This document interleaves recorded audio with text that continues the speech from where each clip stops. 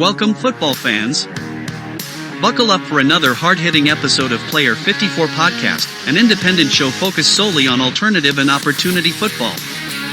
From a sunny Southwest Florida studio, here is your host, Michael Lathrop. Hello, football fans. This is episode 129. Ironmen are going Continental. Welcome back to another Player 54 Podcast and Pro Football Newsroom exclusive. Today's episode, we welcome Ohio Valley Ironmen's Manny Matsakis to discuss the Continental Football League announcing the Ironmen as its first and flagship member for the 2026 season.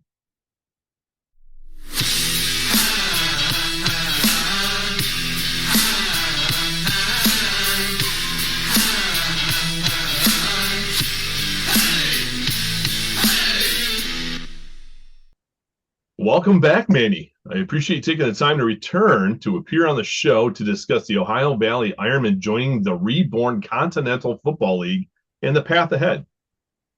Well, thanks, Michael. I appreciate it, and it's exciting times here in the Ohio Valley. Well, I can imagine. I think it's exciting times for, fans. We've seen a lot going on with, football and, even other leagues, what may be happening, not happening, and it kind of the pathway forward. And I think this one's very interesting. So we'll get right into it, Manny. I really don't want to dig into the past too much, but I do believe it plays a significant role in the current state of how the Ohio Valley Ironmen went through its decision process, if you will, and led to Thursday's announcement of your team joining the reintroduced or reborn Continental Football League. Could you provide us with, your Cliff Notes version, so we're not here forever, but of how the Ironmen came to this decision? Well, I think initially, I look, if we rewind the clock to a year ago today, there were no Ironmen. We had no idea what was going on. And then I was contacted back then from Jason Adams with the IFA. And we just saw it as an opportunity to bring back the Ironman, which historically was, a really powerful force in the area as far as just history of it. And I grew up watching it. And so had Jason Adams not reached out to me and we didn't have that, the initial, hey, we're joining this league, we wouldn't be here today. So I'm extremely grateful to him. Just that he helped us get things going. I mean, it was one of those things that regardless of how it happened for his league and the way things were set up, I mean, there were all kinds of, just things that we came in, we thought we had 7-8 teams in the league, and then all of a sudden things fall apart. And then just prior to the season, we got in a situation where there were really, it ended up being just us and the team in Huntsville, the Astros. And so we had to find other games. And we were fortunate. There were some teams that wanted to play us. And we ended up having a really good June, so to speak. And then all of a sudden I'm in Greece for my daughter's wedding during our open week there at the end of June.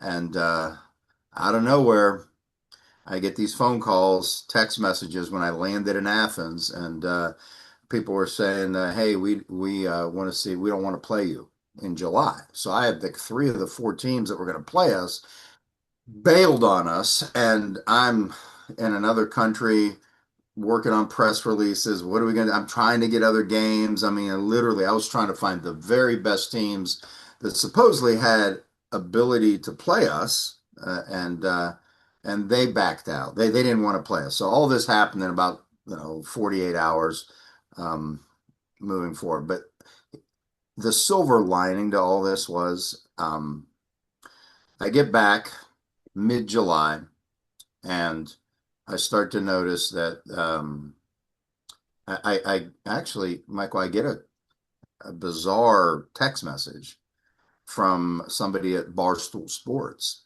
And say, look, we're going to publish an article on you guys because your story is like unheard of. We've never seen this before because we had won like 166 to nothing in June.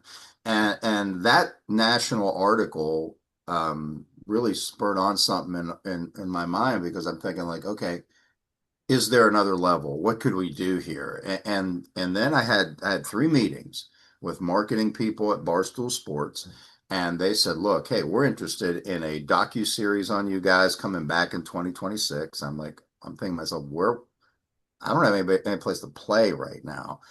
And then the other piece of it was that, they started telling me, and in the second meeting, they said, "Coach, you guys actually created your own market here." I said, "What are you talking about?" And I said, basically, where the UFL is and what is considered arena football and the semi-pro level, there's a huge, huge level there that just doesn't exist. I mean, there's nobody doing what we and the Astros were doing. And it dawned on me, and then Mike Kelly fortuitously called and said, "Look, I've been following you guys." Now, I know Mike. I mean, just to be transparent, it's like I was his offensive coordinator with the Winnipeg Blue Bombers in the CFL. And he says, "There's something here." I said, "Yeah, Barstool's telling me there's something here." And he goes, "I think that, he had grown up in Connecticut and used to follow the Waterbury Orbits in the Continental Football League." And he says, "We used to go to the games. It was awesome." He goes, and the Ironmen were in that league. And so all of a sudden we start thinking, and it's like, next thing you look at it, and it's like, I realize, I mean, Mike's background it's off the charts. I mean, there's nobody below the UFL that, I mean, he is more accomplished than a lot of NFL executives out there. So I'm thinking like, all right, Mike, what are you thinking? So we start to strategize things and start to realize that let's go get this Continental Football League that he grew up watching. Let's go get the name. Let's go get this thing done, because anything that's been over 50 years, you can grab the rights for virtually nothing. So Right, which is what I right. did with the Ironman, right? So uh, and then I had to bow out because of the International Football Alliance, and I talked to Jason. I said, "Look, he really wanted us to get back in his league, which he's trying his best to relaunch again." And he's saying he's got some teams and all that. But then I noticed that the teams were, I mean, there was a team in Arkansas, and the other two teams were in Texas, and I'm like, how in the world am I going to make anything sustainable here? Because I've got to get on plane trips. I got to take a team down there. It just didn't make any sense to me. So I bowed out. I said, "We're not doing this." And then Mike is like, "Look, let's do a special type of league. Let's do a fan-owned teams league, which will be the first of its kind. So fans will have ownership in every team, and let's create a northern and southern division, so that way you're not playing anybody in the South. You're going to play teams within 6 to 8 hours of you, and we can build regional rivalries. Let's do this." And because he understood from being with just in his path, he understood things like he was in the original XFL with Vince McMahon.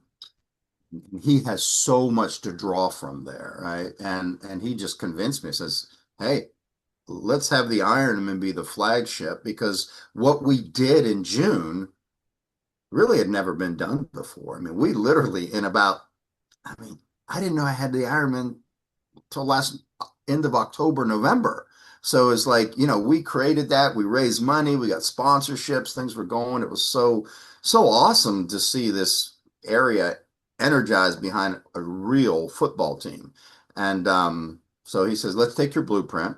Let me share with you what I notice in the industry, and you guys we're going to have every team replicate what you're doing and add on to it."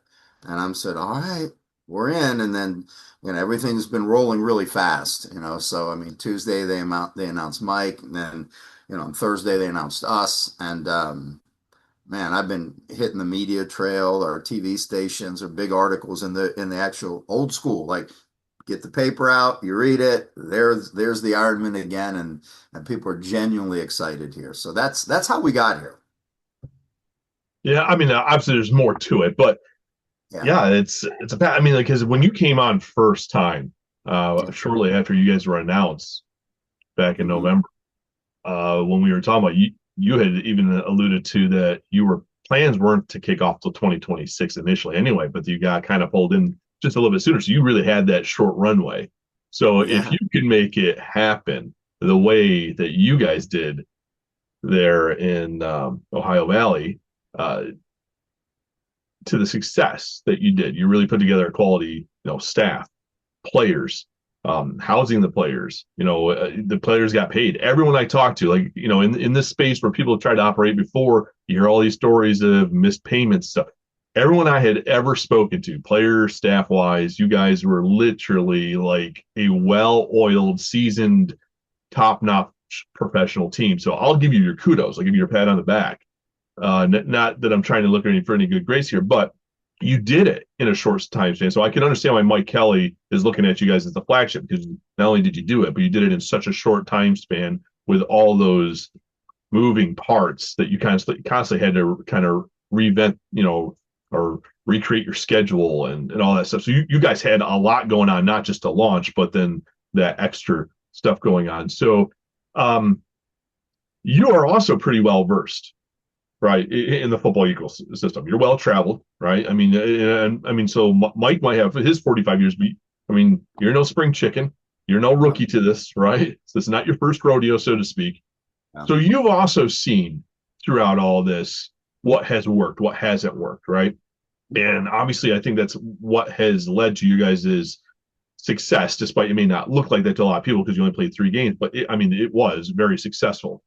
So now, how has this last experience here for 2025, this new experience, how does that change now that you have your full year lead up that you were expecting before you initially launch things off?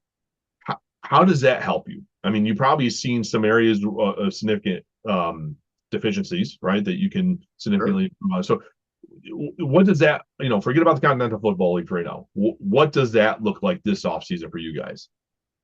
Well, one, we have a lot, we have some good players. We have 40 guys that played on our team, right? So I think we have the opportunity to re-sign some of those guys. I mean, we're excited about many of these guys, but we're also realizing that talking to Mike at the head office, running the league, that it's going to be different. I mean, it's going to be a significantly higher level than anything we played, and and I just want to make sure that as the Ohio Valley Ironmen are moving forward, we don't fall into the issue that happened to the Ironman, and I will, this is funny, I'm even going to say this, but back in 1964, the Ironman had won in 62 and 63, had won the UFL championship. So they were tremendous. I mean, they were unbelievable, still local heroes here. And we're talking a long time ago, but people still remember these guys, their names, and they went on. There's some guys went on to win Super Bowl rings and all this stuff. A lot of great. Sam Weish was here as a quarterback, who was the head coach of the Cincinnati Bengals. I mean, you look at that and it's like, okay, but then that when that league dissolved, they went into the Continental Football League and they struggled. I mean, they went like 0 and 12, and it was a significant level up. And but it took them until 1968 when they changed the name to the Ohio Valley Ironmen, and then they started winning. And it took them a while to figure it out. So I'm just looking at the past, realizing, hey, this is a huge level up. I mean, there are people that have seen our team, and these are like CFL, NFL people that I really trust and say, hey, coach, you guys, you're not far off the UFL. I mean, we look at your guys' size, speed, organization, and I'm like, wow. and Bob Stoops and I coached together at Kansas State, and I see what he did in Arlington, and I'm like, okay, so we're getting that level of player very close. Um, but the beauty of it is we're in a market that they're not in, and it's a great opportunity. And so we're seeing it's like, hey, what a great opportunity. Let's learn from the past, even though some people even watching this weren't born yet in the 60s.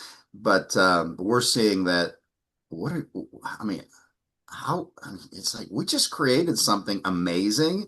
So let's build on that. So even though a lot of these players we're going to re-sign them here coming up, we're also going to have to go find really good players that can play at that high level because Mike's telling me, he says there's so many good football players out there that deserve this opportunity.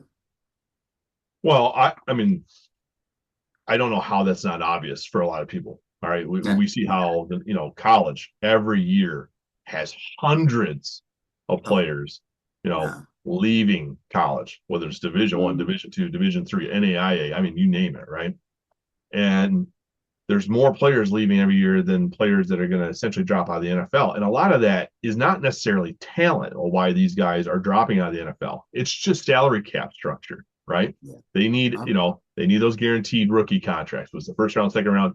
They need X amount of players to make their contracts, their salary caps work for the undrafted Yeah, rookie, right? Free agents they sign because they can get them at league minimum deals.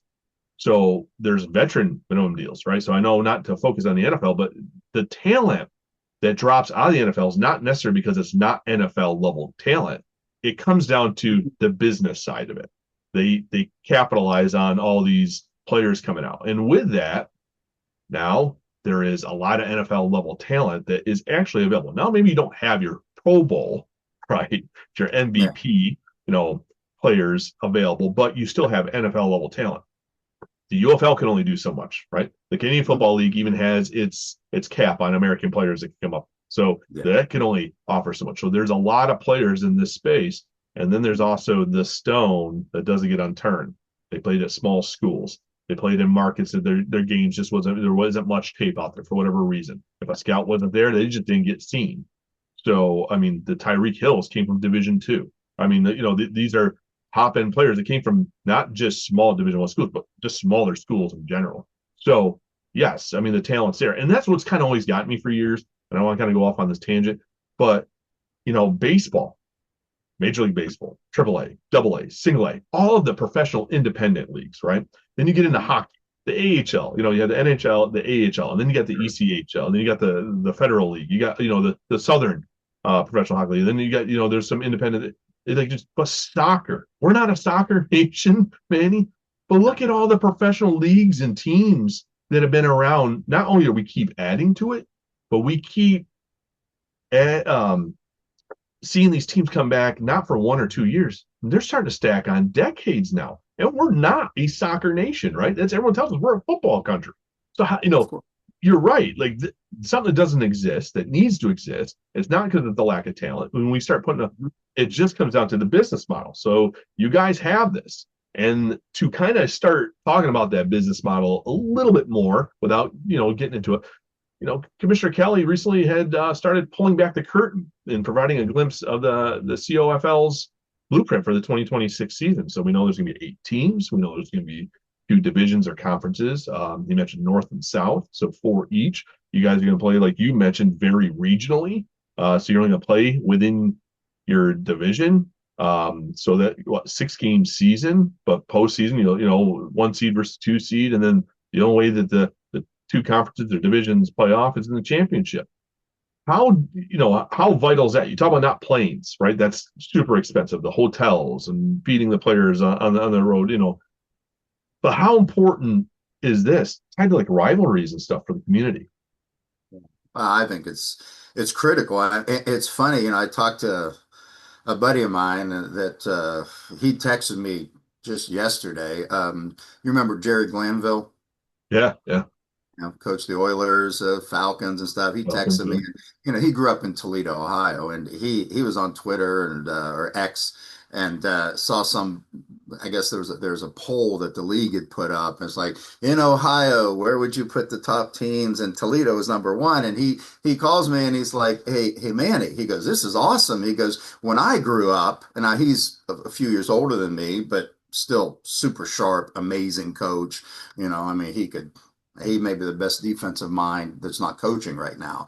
And he goes, when I grew up, I was a huge fan of the Toledo Tornadoes, which were in the UFL, and they played the Wheeling Ironmen in a championship game. And he goes, that was a huge rivalry. He goes, this is awesome. It's so excited for you guys. And I mean, we're actually going to have a conversation here later today. He just wants to visit because he grew up in an era where this was those rivalries were such a big deal, right? I mean, the Wheeling Ironmen used to play the Charleston Rockets, which is only an hour and a half away, and Charleston, West Virginia. And it was like capacity crowds and people were behind their team and all that. I think that's where I can envision this going, because we're going to be playing teams that are closer to us. There's going to be some retro feel to it for the older crowd. But, I look at it like you see things nowadays, the old, like I see people wearing hats of like the old Brooklyn Dodgers and stuff stuff like these old, sports teams. It's such a great retro feel, and to think that, hey, we're doing that. I don't know. It's just like the calls I've been getting, and this is like it hasn't been 24 hours since this was released that the Ironmen are the flagship. So it's like I'm juiced about it. I think our fans are going to see so much more than they've ever noticed before in the region. And Mike always says, "Hey, I just want all the little kids to wear Ironman gear, going to school and stuff." So we're fired up about that for sure. So I look at this whole fan community owned concept, right? You and your team exist, right? You guys are an entity. You have an ownership, right? There's going to be other teams coming in, right? Not yet mentioned. I don't know if they're existing entities. I don't know if they're startups, right? If they're startups, it's easy to incorporate something from the. How are you guys? I mean, I know that he mentioned the SEC stuff is all figured out. It's just yet to be released. So whenever that comes, so don't get yourself in trouble here with the league. But how does this change it for you, right? I know it's important for the fan. I mean, if I'm in Green Bay, I'm totally right into my club. I'm into my team. Like I own it. This is me. Like I bleed green and yellow, right? Not just as a fan, but now it's so ingrained in you. Talk about the historical part, but now you're coming in owning a team. How does that shift happen? Are we looking at a 50-50 split? Are we looking at a 75-25 split? Are we looking like what's that community owned fraction? And how does that change an organization like you that hasn't had that outside? Will be a lot of voices, right? It's going to be a lot more. So how does that impact you guys? Well, Michael, what I understand about this and everything you're talking about, we're actually planning on doing this campaign. It's a crowdfunding campaign, right? And we'll be doing it here within a week. I mean, it's ready to go. So, I mean, we worked on that, and I think it changes things from this perspective. Number one, you're getting buy-in from your community, and there's people that can invest in the Ironman anywhere in the country. It's like, hey, we've got fans all over because of the broadcasting and just people that maybe grew up here that live in Florida, or wherever. So what we're going to do is we're going to take a piece of this because we can easily get a valuation of who we are. And then we'll have a way to have individuals come in and say, you know what, I want to be an owner. Right. And then they get certain benefits in there. And then, they get real dividends, ownership. Occasionally when we vote on things, they have some things there. So they're going to be insiders into what we're doing. The percentage initially will be, 5-10%, and then we can redo it and get more owners as we go. But the concept that Mike has been visiting with me about is, I think, extremely powerful because it's engaging for fans. It's also something that, look, we didn't lose any money and the way we did it. Most people go in the hole. So we have a strategy that I believe is going to help us become profitable within 3 years. I mean, that's my goal initially. Maybe it'll happen sooner. I don't know, but it's something that I think people will be excited about. It's very transparent, and and we're fired up to launch that here. And so, I mean, I met with our board of directors yesterday. We had a wonderful meeting. They're excited about us getting into the league, and they love the fan-owned teams league. So it's like, what an opportunity. I mean, nobody but there's no league that does this, across the board. So we just want to make sure we are the people's league, right? Somebody say, hey, I got those guys, and I'm driving around in my car and I've got that, that window sticker on there that says Ohio Valley Ironman owner. Boom. I got a certificate in my office. I'm an owner because one thing, when Mike brought this up to me, I said, I'm a bit of a sports historian, and I know that the Ironman at one point had over 950 individuals that bought stock in the original Wheeling Ironman. Right, they're $100 a pop. They were doing this, and there's some people in the area here that still have a plaque on the wall, or like a certificate that says owner Wheeling Ironman. Well, that's why we are who we are in history. So we're going to bring that back, and in this day and age, I think it's an awesome opportunity. So, what I'm taking away from what you just said, it's not a clear cut percentage that's available for the community to buy. It's going to be based off what's raised and off that valuation, how much they're buying in. Absolutely. Right. So if depending on how much it might only be 5%, might only be 7%, it might reach 10, in year one or what. Is this something you guys plan on leaving open? Right? Is this going to be year one? Is it year two, year three, or does it get to God willing, the league is successful, right? And things go well. We're in year 12. Is there still that opportunity for the fans that is that too far down the road that we got to focus on, make sure this getting off the line? I mean, has that been a discussion? Like, could it ever get to the point that fans buy in and keep buying on the valuation that it could get closer to 100%?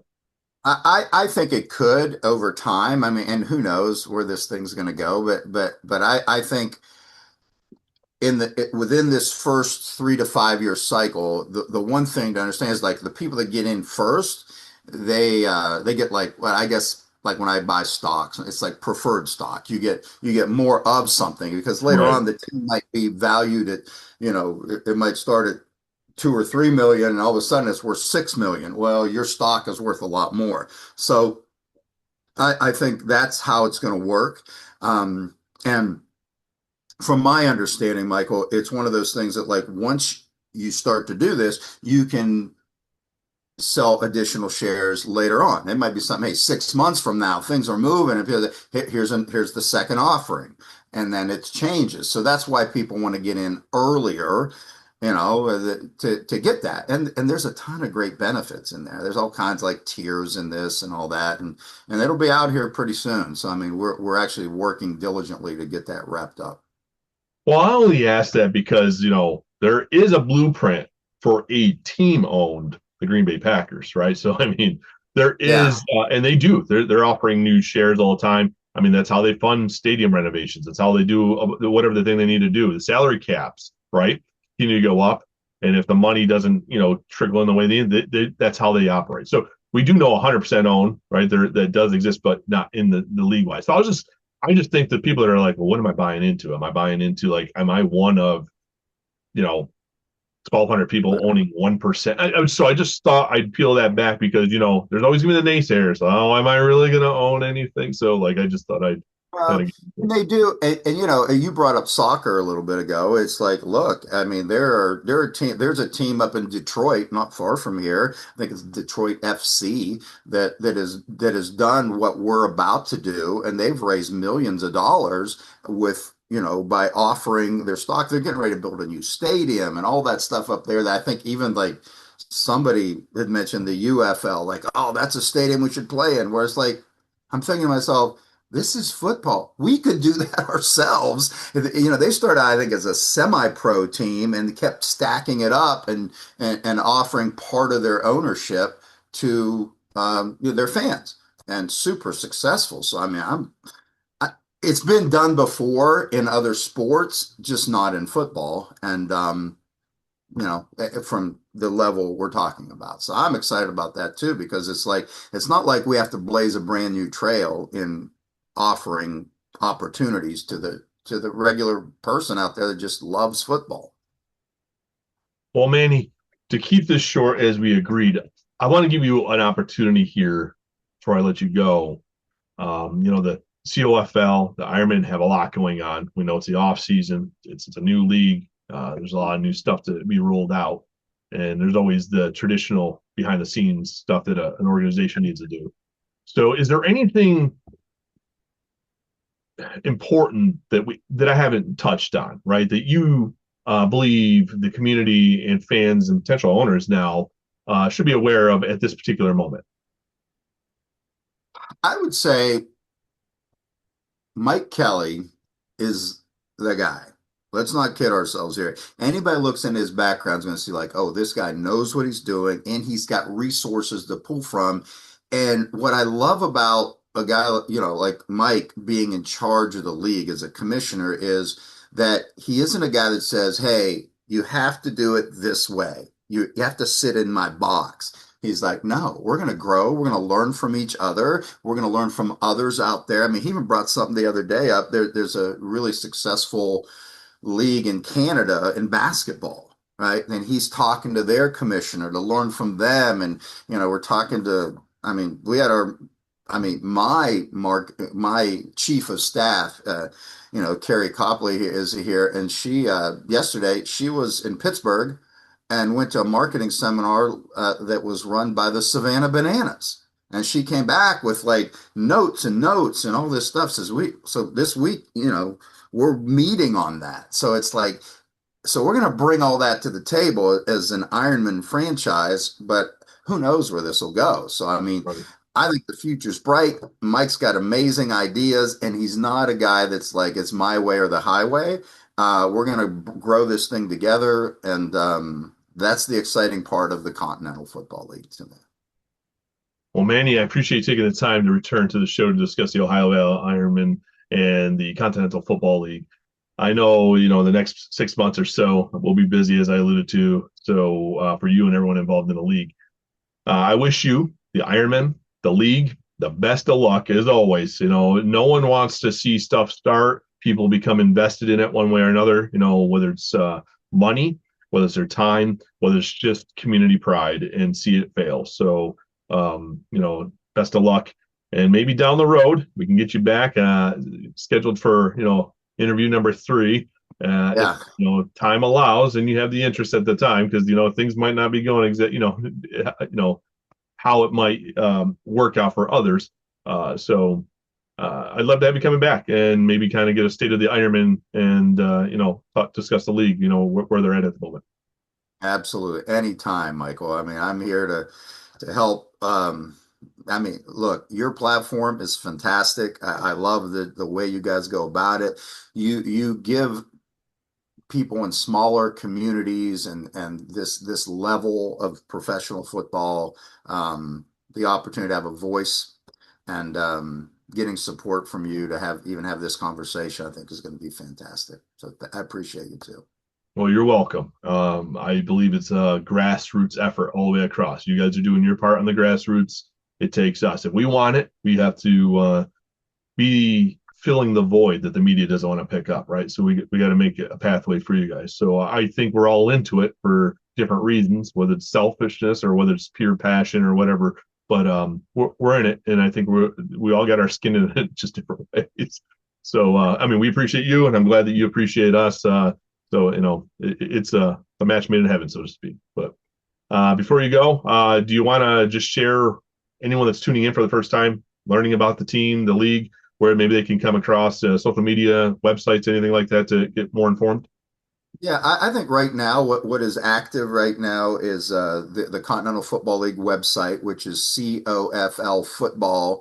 reintroduced.com. We also have our website, Ohio Valley Ironmen.com. And those are the best places. I would go. The football world seems to live on X more than anything else. So there's a COFL, whatever, Twitter. They get confused. Handle, page, account, Handle, whatever you want to call them these days. COFL handle right there. I would follow that. It's been getting a lot of engagement out there, and I know that's how we'll do that. We've got Facebook, Instagram, even TikTok, which I don't really understand yet, but I'm sure we'll be moving in that direction for the younger fans because it'll be there. All right, perfect. Thank you, Manny. All right. It is a pleasure to have Manny return to discuss the Ohio Valley Ironmen and their new journey with the Continental Football League. As someone who is dedicated and even invested into the football ecosystem, seeing teams overcoming adversity and moving forward in a hopeful and positive manner is a breath of fresh air.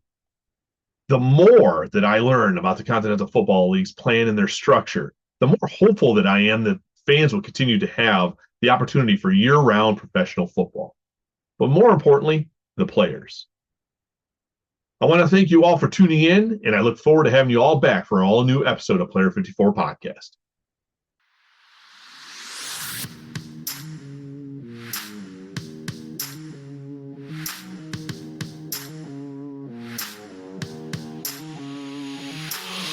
Thank you for tuning into today's show.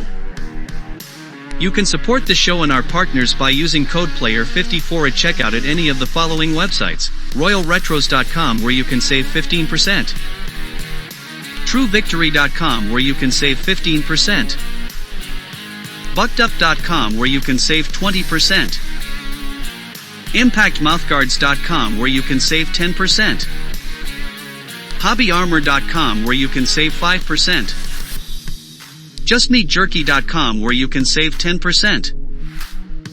Don't forget to follow, like, subscribe and rate Player 54 Podcast on your platforms of choice. Do you have a question or topic you would like to have discussed on the show?